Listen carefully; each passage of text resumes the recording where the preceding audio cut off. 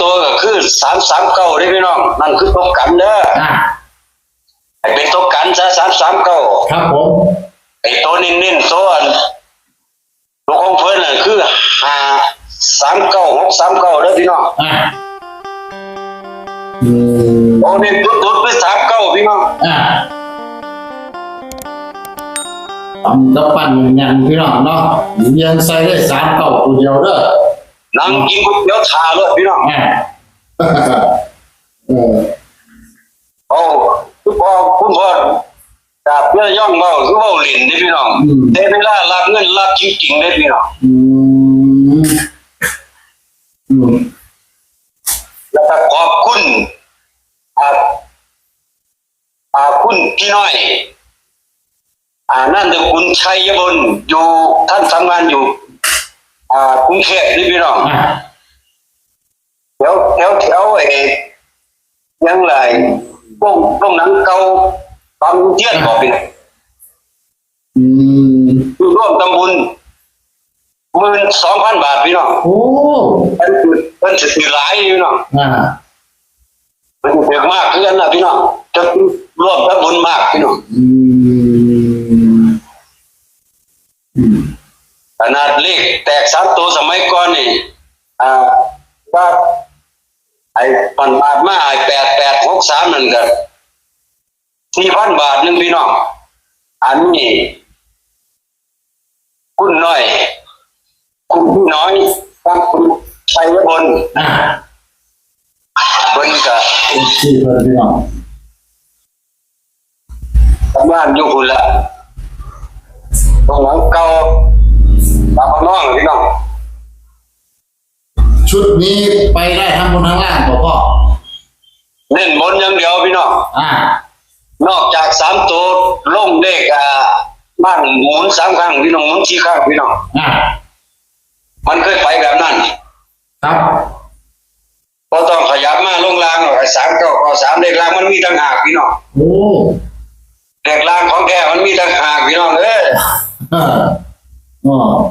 ย้ำทุกคนนี่ได้คือกันนะเลขล่างพี่น้องโอ้อันนี้เน้นเฉพาะบนไม่เป็นไรเด้อเนาะ3 ตัวผมรูดไปเลยรูดไปเลยพี่น้องเพราะเสียอะไรหรอกเนาะรูดไปเลย539 639เนาะ3993คือชุดนี้นั้นวันที่ผ่านมาเด้อพี่น้องเด้อเด็กคล้ายๆเก่าเลย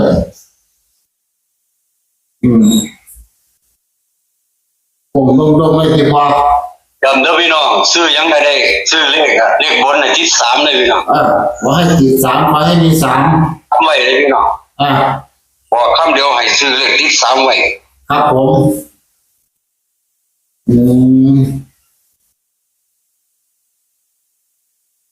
เดี๋ยวจับผมหน่อย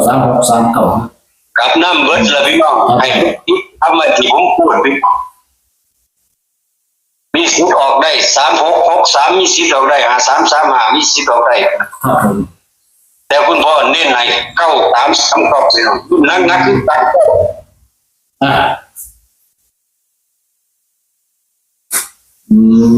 นักเกิดสารพ่อคือที่พ่อใจได้เลขบนไปแล้วเอาไปเลขไล่ล่างนะพี่น้องไปหน้าที่ระทึกใจมาแล้วพี่น้อง2 ตัวล่างมาพี่น้องไปเนี่ย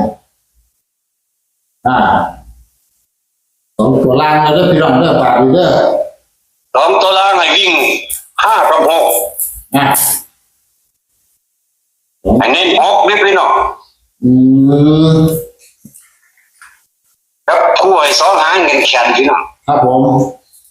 พอจับหลายหางเลยพี่น้องจับให้2 หางกันแขนทีเลขถ้ามีที่พี่น้องครับตัวแรก8558ตัวแรกเลยพี่น้อง8558ไปกลับนั่นโอ้พี่น้องเสี่ยวก็สอบใส่จริงๆเนี่ยคือ4664เลยพี่น้องโอ้นี่คือของจริงพี่น้อง4664เลขล่างเลขกันคือ8558ที่พี่น้องครับผมเลขไปกับปิ๊บ ถ้าถึงใจกับพิมพ์หัวใจรัวๆว่าได้พี่น้องล่างให้6446เด็กแกนเลยพี่น้อง เอาล่างก็ได้มาเป็นที่เรียบร้อยแล้วพี่น้องเด้อไปกลับด้วย ตัวที่คุณพ่อพูดมาคือไปกลับด้วยเด้อพี่น้องเด้อแต่ว่าเน้นล่างก็คือล่างครับ ล่างคือล่างบนคือบนพี่น้องแต่ว่าให้นี่กลับนั่งพี่น้อง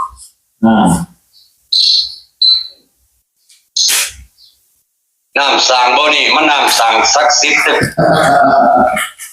ตักก้อนกะได้ก้อนรักษาได้น้ำคุณพี่น้อง กินบ่แซ่บเด้หม้อใกล้ๆผมจังซื้อดอกคุณพ่อพ่อแม่ได้พี่น้องอย่าคิดจังซั่นนี่พี่น้องจอมมือเพิ่นนี่เพิ่นจอบเที่ยนายอมาตลอดแล้วสมัยก่อนนี่ดังสุดเทิงเลยพี่น้องกำลังรับสายบ่ปากบ่ไหวเลยพี่น้อง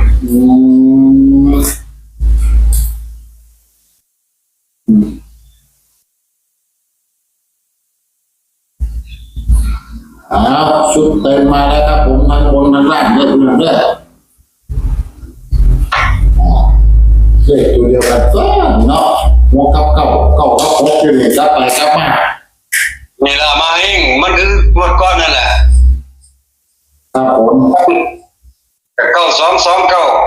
มันก็เลขตัวเก่าน่ะ3639ครับผมแถมเลข3ตัวกับ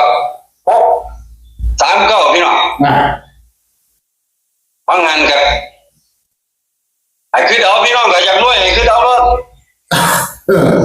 ไอ้ซ้ำนี่แหละคือเพิ่นให้มาตัวใดก็ให้ตัวนั้นแหละครับผมตัดทางให้ก็คือ353639พี่น้องแต่ผมเน้นนะทุกคนนี่ก็สินให้เน้น39พี่น้อง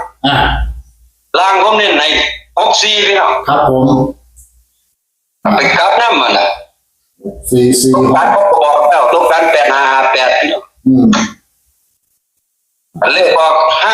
539ล่างออก85พี่น้องเลขออก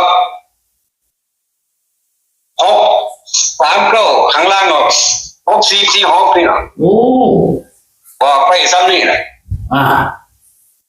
ย้ำบนให้ติด3เลยพี่น้องครับผมย้ำเลยบนให้ติด3งวดนี่มันโมยูมันเมียแล้วลูกอยู่หลักร้อยมันเมียแล้วพี่น้องมันง่ายมากหลักร้อยมันหลายหมดแล้วเนาะมันไปอยู่หลัก10พี่น้องไปอยู่หลัก10งวดนี่จริงกับเก่าเด้เก่าก็บ่อยากไปไสมาไสเก่าก็ได้อยู่นำกันพี่น้องพี่น้องคนนี้กินได้พี่น้องเอ้ยสังเกตเลยพี่น้องเด้อได้ชุดเต็มทั้งบนทั้งล่างผมเนี่ยตัวฟันมากครบครับผมเนาะเดี๋ยวจะพอมีพี่น้องจีพิจารณาเอาวันหน้าคัดไปนี่แล้วพี่น้องได้ยินกับเฝ้าไปพิจารณาเอาพี่น้องที่บ่อยแม่ทุกผู้ทุกคนอยู่ในเมืองไทยอยู่ในต่างประเทศเด็กนี่ของคุณพ่อดาบเซียนย่อง360,000คนกะให้เขาแต่ใน FC ของช่องทุกงานช่องมหาเฮงครับผมแล้วเบิ่งก็มาเบิ่งคลิปนี่พี่น้องของแต่ผู้หาก็มาเบิ่งคลิปนี่แหละพี่น้องลูกเจ้าก็ด้วยครับผมนํกันพี่น้องบอกว่าเด็กทำที่เลยพี่น้องเลขทำมีที่20,000 บาทพี่น้องครับผมครับผมชุดเต็มครับพี่น้องเนาะชุดเต็มก็ได้ครับผมให้บอกกักได้พี่น้องให้แบบนี้ให้พี่น้องพิจารณาเอาอยากจะถึงสัมภาษณ์ครับขึ้นอยู่กับบุญวาสนาพี่น้องเห็นอยู่ได้เห็นหลายคนโทรมา เห็นอยู่คุณพ่อ อ่ะ หนูมีโชคเลยบ่ได้มันก็ธรรมดาแหละพี่น้อง กลุ่มบุญนี่มันก็น้ำสร้างบ่นี่มันน้ำสร้างศักดิ์สิทธิ์พี่น้องผู้ใดจักก่อนก็ได้ก่อนผู้ใดรักษาได้นำคุณ หน้าจอครับผมก็มา เอาย้ำเบิ่งฟังดูเลขตัวใดครับเพิ่นลืม หน้าจอครับ